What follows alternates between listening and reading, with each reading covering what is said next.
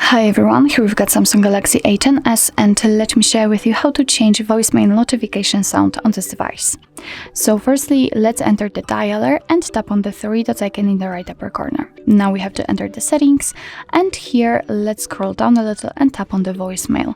As you can see here, we've got the notifications, so let's enter, and here we've got the option sound. So we can tap on it.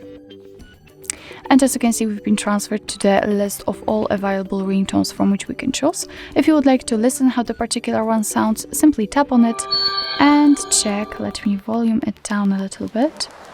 So actually, basically, this is it. This is how to check how the particular ringtone sounds.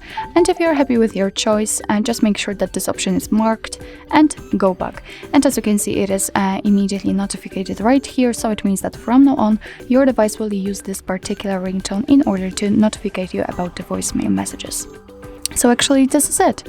This is how to change a voicemail notification sound in your Samsung Galaxy A10s. Thank you so much for watching. I hope that this video was helpful, and if it was, please hit the subscribe button and leave the thumbs up.